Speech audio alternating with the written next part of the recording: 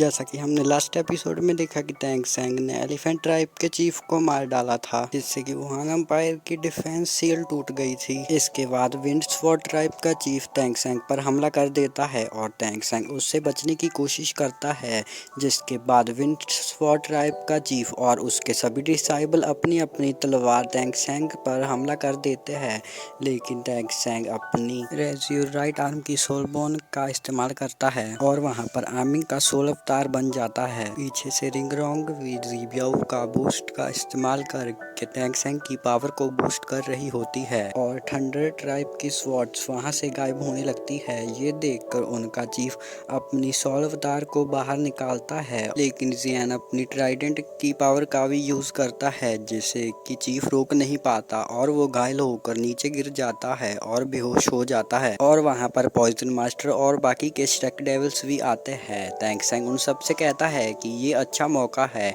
हम लोगों को जल्दी से जल्दी इनके बाकी सोल मास्टर्स को भी हरा देना चाहिए। मोटू भी अपनी फिनिक्स का इस्तेमाल करके और अपनी फिफ्थ स्किल का इस्तेमाल करके वहां पर आग की बारिश करने लगता है। ऑस्कर भी मिस्टर डाई की सोल स्किल को कॉपी कर वहां पर बहुत सारे सोल मास्टर को मार रहा है और वहीं दूसरी तरफ कैट गर्ल और जीवो भी एक साथ मिलकर बहुत सारे शक्तिशाली सोल मास्टर को मार रही होती है और पॉइजन मास्टर भी अपने पॉइजन से बहुत सारे सोल मास्टर को एक साथ मार रहे होते हैं। लेकिन तभी वहां पर बीबी डोंग आ जाती है और वो अपनी 6 सोल स्किल जो कि स्पाइडर किंग ऑफ डेथ है उसका इस्तेमाल करती है और टैंक सैंग को पकड़ने की कोशिश करने लगती है। बीबी डोंग के साथ 5 ग्रैंड सोल मास्टर भी आए होते हैं। बीबी डोंग अपनी 8 सोल स्किल का इस्तेमाल करती है और वहां पर एक बहुत बड़ी मकड़ी बन जाती है, जिसके बाद वो अपना जाला बुनना शुरू करती है। Death and life one dream का यूज करके टैंक सैंग को एक अलग ही जगह में फंसा देती है। टैंक सैंग अब सभी लोगों से अलग हो गया है और कोई भी उसे देख नहीं पा रहा होता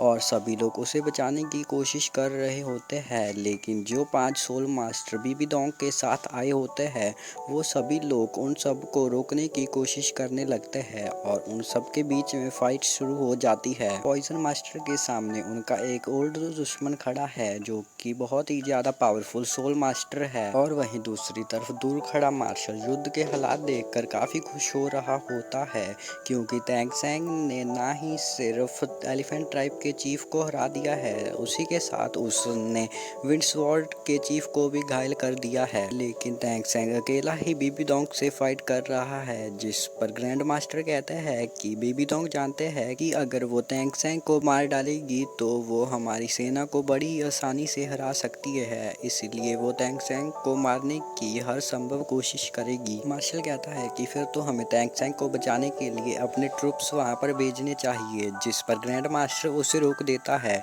और उससे कहता है कि भले ही टैंक सैंग बेबी डोंग से जीत नहीं सकता, लेकिन उसने बेबी डोंग के बारे में कुछ तो सोचा ही होगा, वो उससे कुछ समय तक तो रोक ही सकता है, जिस समय में बाकी के स्ट्रक डेविल्स अपना प्लान एग्जीक्यूट कर लेंगे। मार्शल कहता है कि जब तक वो सभी लोग सोल मास्टर को रोक रहे हैं हम सब लोगों को वोकेबली पर हमला कर देना चाहिए, जिस पर वो अपनी सेना को तैयार करता है और तियांतो एम्पायर की सारी सेना आगे बढ़ने लगती है। लेकिन वहीं दूसरी तरफ बीबी डोंग ने टैंक सैंग को अपने जाल में पकड़ रखा होता है और टैंक सैंग अपने हैमर को बाहर निकालकर उससे बचने की कोशिश करता है, लेकिन बीबी डोंग अपने बहुत सारे डंक को बाहर निकालती है और टैंक सैंग पर हमला कर देती है। लेकिन वहीं दूसरी तरफ रिंगरोंग मिस्टर दाई से कहती है कि वो टैंक सैंग को सपोर्ट नहीं दे पा रही है क्योंकि वो किसी को भी दिखाई नहीं दे रहा है। मिस्टर दाई कहता है कि टैंक सैंग अपने आप को संभाल लेगा, लेकिन अगर वो तुम्हें दिखाई दे तो तुम हम सबको छोड़कर सबसे पहले उसे सपोर्ट करना। अभी के लिए हमें अपने प्लान के हिसाब से ही आगे बढ़ना चाहिए। और तभी वहां पर बीबी डोंग के 2 ग्रैंड सोल मास्टर आते हैं जो कि ड्रैगन ट्राइब के और ब्लैक पैंथर ट्राइब के हैं। मिस्टर दाई और कैटगर उन दोनों से लड़ने के लिए आगे आते हैं। ओल्ड टाइटन और पॉइजन मास्टर बाकी के तीनों ग्रैंड सोल मास्टर को रोकने की कोशिश करते हैं। दूसरी तरफ टैंक सैंग बीबी डोंग के हमले से बचने की कोशिश कर रहा होता है। वो अपने हाउ त्यान 9 एक्सट्रीम का यूज करके करके बेबी डॉग के डंक को तोड़ देता है। फिर टाइटन की लेफ्ट आर्म की सोल बोन का यूज करता है, लेकिन बेबी डॉग इस पावर को देखकर चिढ़ जाती है क्योंकि बेबी डॉग इस पावर को खुद लेना चाहती थी, लेकिन बेबी डॉग बड़ी आसानी से इससे बच जाती है और बड़ी ही मिस्टीरियस तरीके से वो पावर वापस आकर जियान को ही लग जाती है। इसके बाद टैंग सेंग बेबी डॉग से कॉम्बैक फाइट करना शुरू करता है, लेकिन बेबी डॉग बड़े ही बुरी तरीके से टैंग सेंग को हरा रही होती है। लेकिन इसके बीच में टैंग सेंग बेबी डॉग के एक जाल में फंस जाता है। बेबी डॉग तभी अपने बहुत सारे डंक टैंग सेंग पर छोड़ देती है। टैंग सेंग तभी टाइटन लेफ्ट आर्म की सोल बोन का यूज करके ग्रेविटी कंट्रोल करता है और बेबी डॉग के डंक से बच जाता है,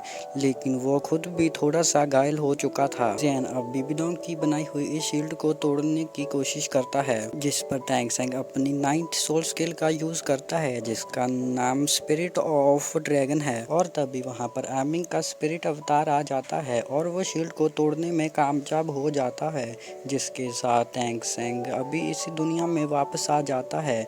और तब भी रिंग रॉन्ग उसको अपना पूरा सपोर्ट देती है, जिससे टैंग सेंग फिर से रिकवर हो जाता है। लेकिन बेबी डॉग उससे कहती है कि भले ही तुम यहाँ पर वापस आ गए हो, लेकिन तुम अभी भी मुझसे जीत नहीं सकते। और तभी हमें वुहान एम्पायर की वोकैबुलरी को दिखाया जाता है जो कि छुपी हुई थी, लेकिन अब वो बाहर आकर तियानडो एम्पायर की सेना पर हमला कर देती है, जिससे कि तियानडो एम्पायर की सेना हारने लगती है। वुहान एम्पायर की वोकैबुलरी में बहुत सारे सोल लैंड मास्टर भी थे जो कि अपने स्पिरिट अवतार में थे और वो सेना को बहुत ही बुरी तरह से खत्म कर रहे होते हैं, जिसे देखकर कि ग्रैंड मास्टर अपनी सेना को आगे भेजने की ट्राई करता है और इचाई क्लाइन के लोग उड़कर वहां जाने लगते हैं और रिंग रॉन्ग के लोग उनकी पावर काफी गुना तक बढ़ा देते हैं। पैंथर ट्राइब का चीफ अपने स्पिरिट अवतार में था और वो सेना को बुरी तरह से हरा रहा होता है, लेकिन तभी मोटू वहां पर जाकर उसको रोकने की कोशिश करता है और ऑस्कर किलिंग फ्लैश का यूज करके हॉर्न डियर को रोकता है और क्लोन डुप्लीकेट का यूज करके बियर की पावर को ले लेता है और उन दोनों के बीच में 1-to-1 फाइट शुरू हो जाती है। और वही मोटू राइट बोर आर्म का यूज करके पैंथर ट्राइब के चीफ को मारने की कोशिश करता है। इन दोनों के पास ही फाइटिंग एट्रीब्यूट की पावर है और इन दोनों की फाइट देखने लायक है। दूसरी तरफ एग्जॉस्टेस मास्टर कहता है कि ये बच्चे अब हमें रोकेंगे, जिस पर ओल्ड टाइटन कहता है कि ये तुम्हारी गलत फैमिली है, अब की जनरेशन पहले की जनरेशन से बहुत ज्यादा ताकतवर है। अब इन दोनों के बीच में भी फाइट शुरू हो जाती है और इनकी फाइट भी देखने लायक है। इन दोनों के बीच में बहुत आइकॉनिक लेवल की फाइट हो रही रहती है क्योंकि ये दोनों ही ग्रैंड सोल मास्टर होते हैं। दूसरी तरफ पॉइजन मास्टर और ऑक्यूपाइन मास्टर आमने सामने होते हैं, जिस पर पॉइजन मास्टर ऑक्यूपाइन मास्टर से कहता है कि जब हमारी पिछली बार फाइट हुई थी तो तुम्हें रिकवर होने में 1 साल लगा था। और नेक्स्ट सीन में हमें एक बियर को दिखाया जाता है जो कि बहुत ही बड़ा होता है और वो तियानडो आर्मी को बहुत ही बुरी तरह से मार रहा होता है। बहुत सारे लोग उसे रोकने की कोशिश कर रहे होते हैं, लेकिन उस पर कोई भी फर्क नहीं पड़ता। तभी वहां पर जीवू उसे रोकने के लिए आती है और उससे वो बियर घायल भी हो जाता है, लेकिन वो बियर उससे नहीं हार सकता था क्योंकि वो एक बहुत बड़ा ग्रैंड सोल लैंड मास्टर था। जीवू उसे नहीं रोक सकती थी, जिस पर जीवू उससे रोकने का कोई तरीका सोचने लगती है और टेलीपोर्ट होकर उसके पीछे चली जाती है। और इसी के साथ ये एपिसोड यहीं पर ख़त्म हो जाता है।